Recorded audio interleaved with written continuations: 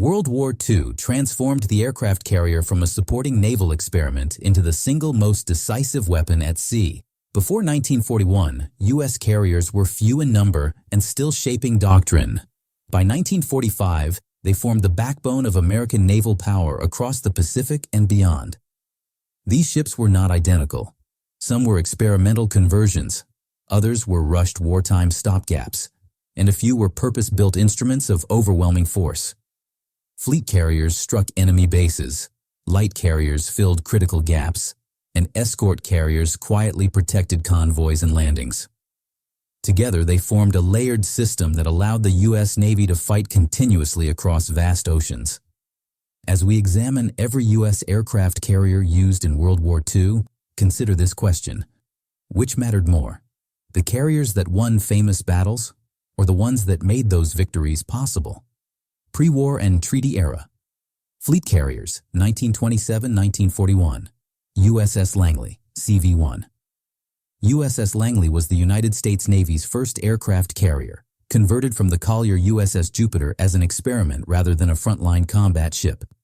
Commissioned in 1927, Langley allowed the Navy to develop the fundamentals of deck operations, aircraft handling, launch and recovery procedures, and carrier-based command structures. Its limited speed, small air group, and lack of protection made it unsuitable for fleet combat, but its training value was enormous. By the time World War II began, Langley had already fulfilled its primary purpose, teaching the Navy how to operate carriers at sea, and was reassigned to secondary roles before being lost early in the war. USS Lexington, CV-2. USS Lexington was one of the first large fleet carriers ever built, converted from an unfinished battlecruiser hull under naval treaty limitations. Entering service in 1928, it combined high speed, a large air group, and significant endurance, allowing it to operate with the main battle fleet.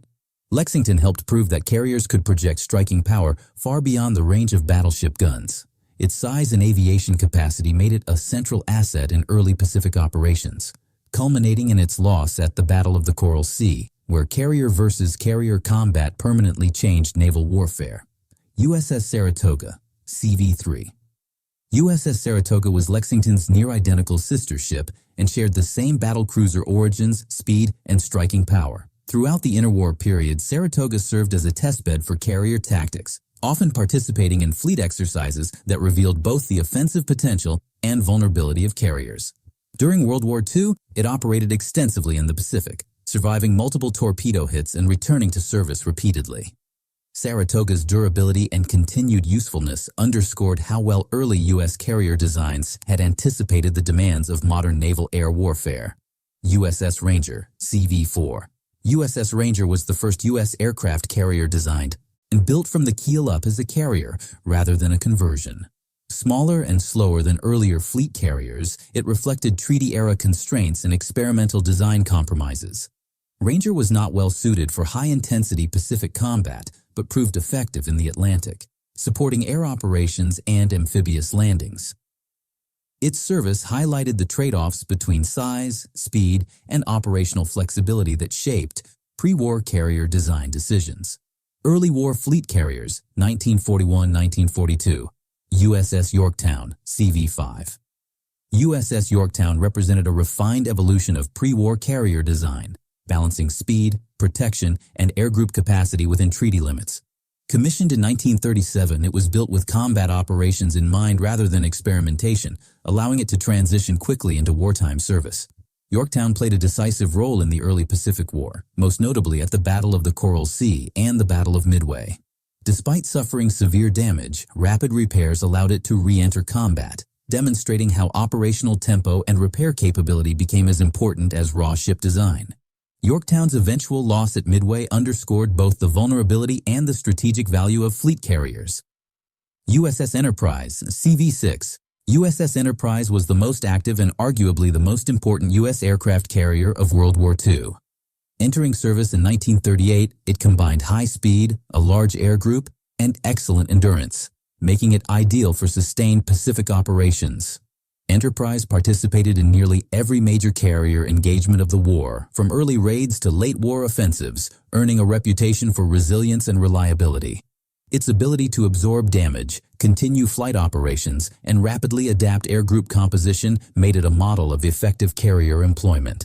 Enterprise's long combat record reflects how design flexibility and crew experience compounded over time.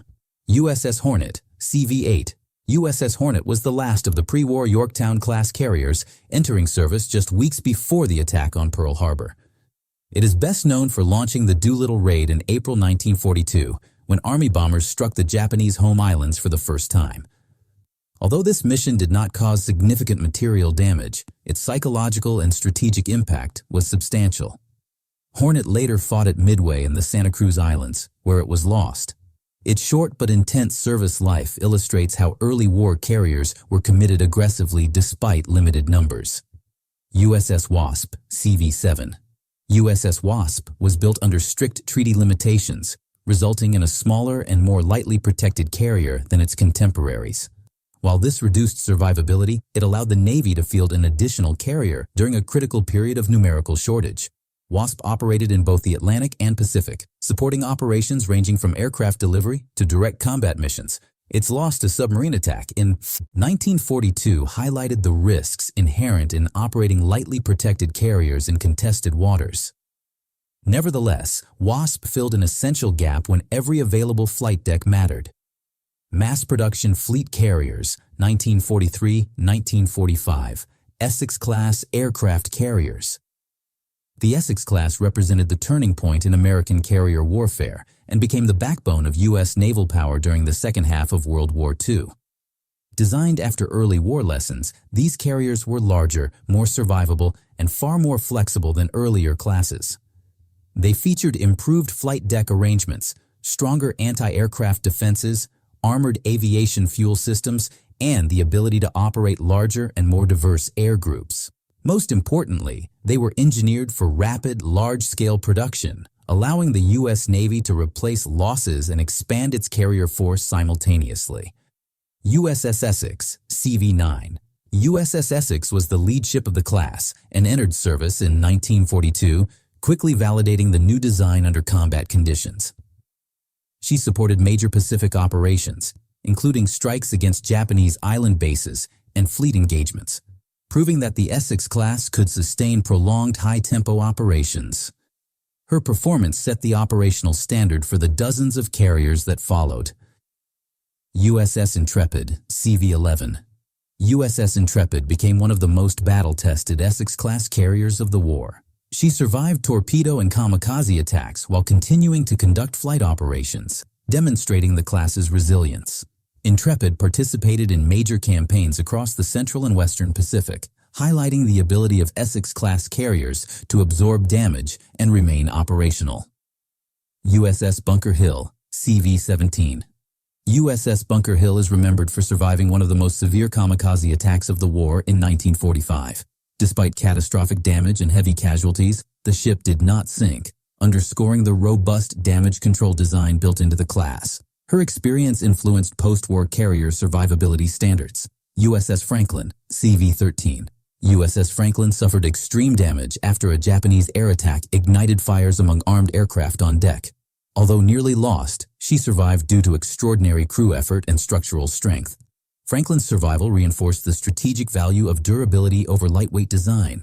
Collectively, Essex-class carriers delivered overwhelming air power, sustained continuous operations, and enabled the United States to dominate the Pacific by sheer operational depth rather than single-ship superiority. Light aircraft carriers, CVL, 1942 and 1945, Independence-class light carriers. The Independence-class light aircraft carriers were created as an emergency solution to the early war shortage of fleet carriers. Built on converted Cleveland-class cruiser hulls, these ships sacrificed aircraft capacity for speed, allowing them to operate alongside full-size fleet carriers. While smaller and more limited than fleet carriers, they provided critical additional flight decks at a time when every carrier counted. Their speed allowed them to integrate directly into fast carrier task forces rather than operating in secondary roles. USS Independence, CVL-22.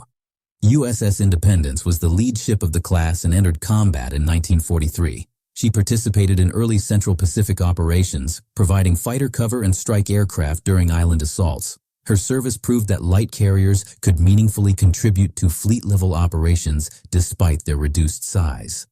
USS Princeton, CVL-23. USS Princeton operated extensively during the 1944 Pacific campaigns before being lost during the Battle of Leyte Gulf. A single bomb triggered catastrophic secondary explosions, highlighting both the risks faced by lightly armored carriers and the intensity of late-war naval air combat. Her loss reinforced the vulnerability of light carriers compared to larger fleet designs. USS Belleau, CVL-24. USS Belleau earned a reputation as one of the most aggressive light carriers in the Pacific.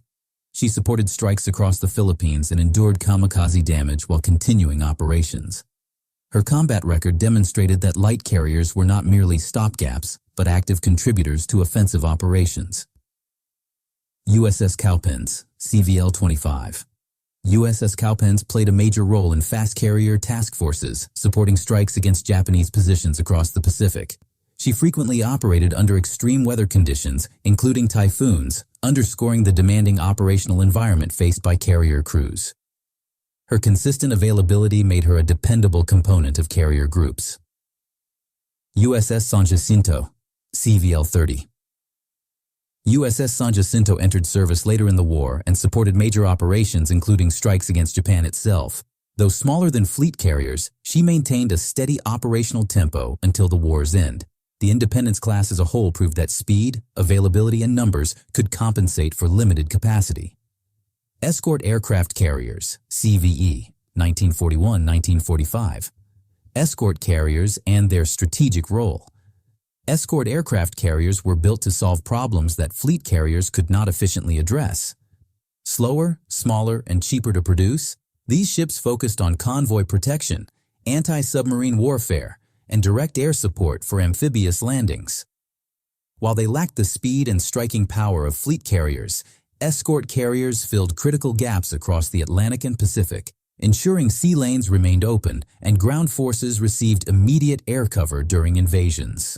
USS Long Island, CVE-1. USS Long Island was the first American escort carrier and served as the prototype for all that followed. Converted from a merchant hull, she demonstrated that even a small flight deck could support meaningful air operations. Long Island played a role in early Pacific operations and convoy protection, proving the escort carrier concept was viable. USS Bogue, CVE-9. USS Bogue became one of the most successful anti-submarine warfare carriers of the war. Operating primarily in the Atlantic, her aircraft were responsible for sinking multiple German U-boats. The Bogue-class carriers showed how air power could decisively shift the Battle of the Atlantic in favor of the Allies. USS Card, CVE-11. USS Card earned a formidable reputation during Atlantic patrols, accounting for several confirmed submarine kills. Her effectiveness came from coordinated hunter-killer tactics, where escort carriers actively searched for submarines rather than passively defending convoys. This approach drastically reduced Allied shipping losses.